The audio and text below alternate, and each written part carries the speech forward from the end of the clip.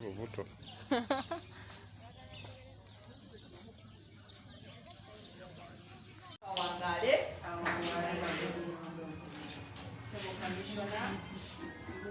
Speaker waffe w'ekitundu kino Nagojje mpulidde ng'omenya buli kitongole n'enze nnyinza obutasobola Nagojje bassizaamu ekitiibwa ndi muntu alina ennaku abantu b'e Nagojje abaana bange ab'obuwala nga tuzze olwaleero ng'omukulu bw'ayambidde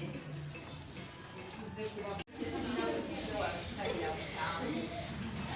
era muno kimugambe ne program gyagenda okutambuza mu kitundutundu kino kyonna ekyekyagwe nga kibudaabuda abantu ffe tuddawo mugambe obogerera oluzungu ate nga tuli mu kizimbe ekya Ssaabasajja bwe mbagamba ogamba ekigambo mukikole bikirira kuno omusango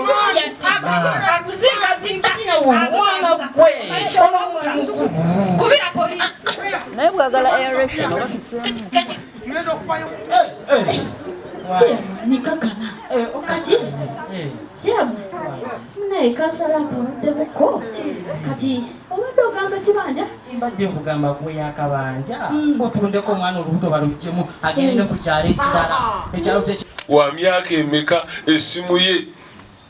okiraba bw'otandika okuya emyaka 10 kyamani wa 3 mbadde emyaka 15 ate naliko abavubuka emyaka 10 Joni ono naye ajja kubaako byayogera ye alina obuvunaanyizibwa bwokka okukebera omwana oyo era nja kudda mpe n'obujulizi oba nzikatirize ku kyenkozi omwana abakyala be batola okujja ngera bwe bagambye bakoze ono bwe yayogedde poliisi ofisa abadde wano nimwagala okimalira awo kyalo kamusiba omuntu wano nosiba omuntu abatuze ne bamanya olwoba okiwunyi ku kyalo naye nga bwe mukola ennaku zino musanga abadde omubbuwe nti mwamutegedde noonya oba ndirakomawo Mr. Mayor kakati ku nsonga eyo obanga abakule abazadde bakaaba kakati ye ono LC1 is that part of their kisuubula naye waliwo nsinga okuba happy sekiko yena Katonda akuyambe naye kati tokiraba kati n'ekyo mukikole ku bwereere ekyo wali awo mutyansabye enkaaga naye nze saasaba ku seni for 15 years naye nga omusajja wa lwayida bwange azaakaabanga maama nakayenga oyo omusawo muyamba n'omuta n'olinda omula What do I did in police? Well, so mostly that is. First of all, most of. What always hinder those files? Tiyenga ye olusa tuna mu file ezo nalaba ngeri je bitu bye bito And the accused party. De wamu omwana wa batezanyira mu lujalo wange kizibu kyagudde tuyinza kimalawo tutya bishirola moya tukubira mu ngalo Stays in Chiola and the accused stays in Chiola. We are taking Chiola as and you may find others are relatives. Oyinza okusanga Waluganda otubolya nga balinanaga mugeri mubenda ng'omunoonya waliwo oluzungu awo olulabiko olwatandise okukola ki mbibwa buli okweyongereyo okugenda mu maaso bwe ngaawo ali omusango kyoteekedde okukola byomanya byogenda okukola nga kawalake bambi bw'okalaba kaana katono egamba kaze sookera ddala njagala nakola amateeka ga lukiiko kuba fena tuli bantu bakulu gani ekitemo kiteke omusilent tofulumafuluma era tuli baki bakulembeze kati nga sinakwasa kate kazindaalo nolale bamazeewo kati mwami lwega Moses avudde nangwa mwami kikaliza gasajidde mu motoka netuone mubuvudde katente abe katente bagira mu motoka oli nayagala omwana myaka 12 aba akyali mwana oyo nogamba oyo mwana waffe aba akyali mwana wamu kitegerekese so tuyimirire ebikolwa ebyo tubirwanyise akati ekyokulwanyisa twazze wano okusoma engeri ki gye tusobola okulwanyisa ebikolwa ebyo okuva mu byalo byaffe akati njagala ate wetumala ok bwekiba kiguddewo tukoze tutya okufuba okulaba nti eyatuusiddwako obulabe ataasibwa ate noono eyakikoze abonerezebwa abantu abakola ebikolwa byalo eyo bagamba si bangi nabwe mukimanyi naye bwakuba nti tebakwatwangu ku buli kyalo netukwatayo oku nagenda ebizira be bantu 63 bokka nigombula yaviireera temukiraba so tulina okusala amagezi akikoze atwaliddwa atya mu mateeka then kati nebyo bakikozeeko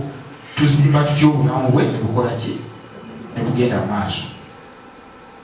nina omuntu gwe nali nyumyako naye nemugani naye nze nembasa omukazi nga wa myaka 21 aba akyali ewanga afumba nebamukubira esimu jangu obujulizi ku poliisi naye walina emyaka 16 nebakukwata nangamba ngenze ku poliisi babujulizi musajja eyakwata n'emyaka 16 tandika okulowoozamu kujja ngeri gyenyinza okutuuka muviiri oyo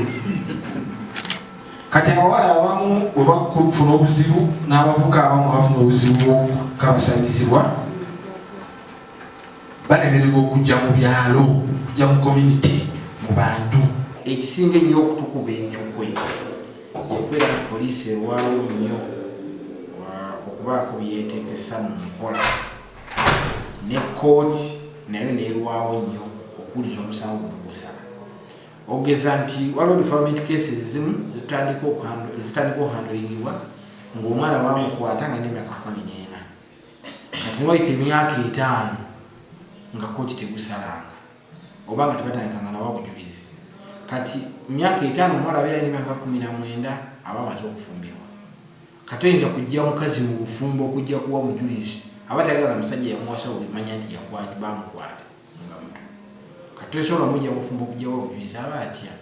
so kyetagisa nnyo emisango egyo kooti bweba erudde nnyo myezi 6 oba kale mwaka tubeere nga tukyasobola okufolowinga ensonga eyo naye wayita ebbanga eddene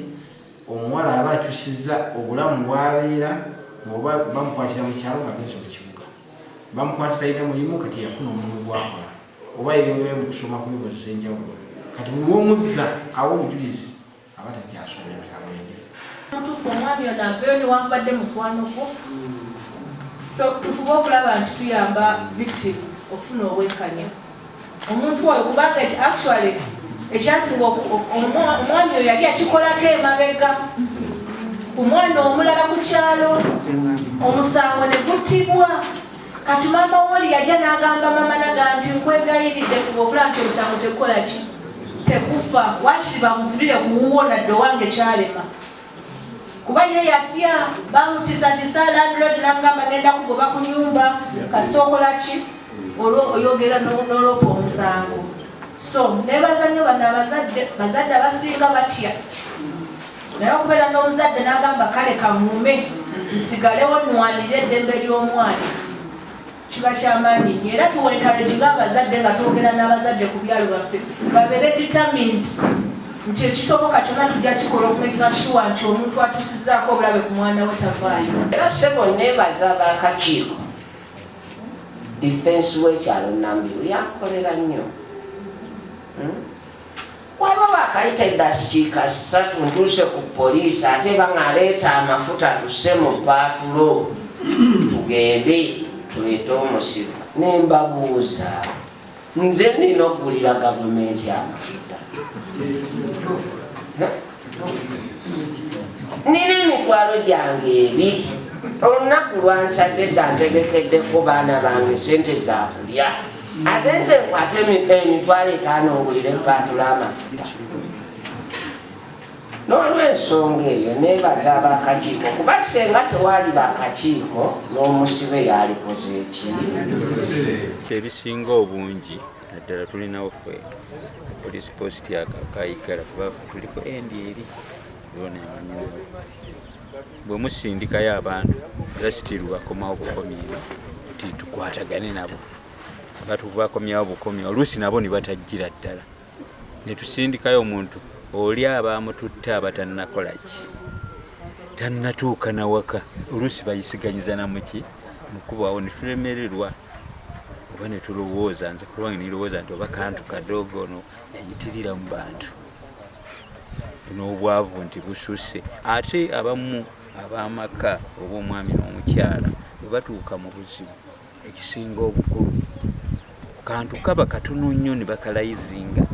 ate mu kiseera kyekimu olinaga nti nze ate musonyi ate bwamala okumusonyiwa ate wayita ebbanga tono ate ne badda mu nsonga y'emu byaffe abantu abasinga betusanga abamenyi b'amateeka abo bano abanywanyu enjaga kubanga nze wange waliyo keesi 3 naye twazitwala ku poliisi e Mukono era babiri babasiba waliwo omu yali mutabufutabufu wa mutwe namulabye yakomawo ennaku ezo bakizuula nti twali twamutwala ebutabika ate bwe yadda okuzza omusango ogwo yatolokayo bwe yadda abaamubudamya ate omwana waabwe gwe yali akwata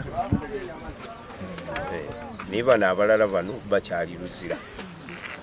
Police will take all necessary actions. Of course, they will end the case of rape in the police SD.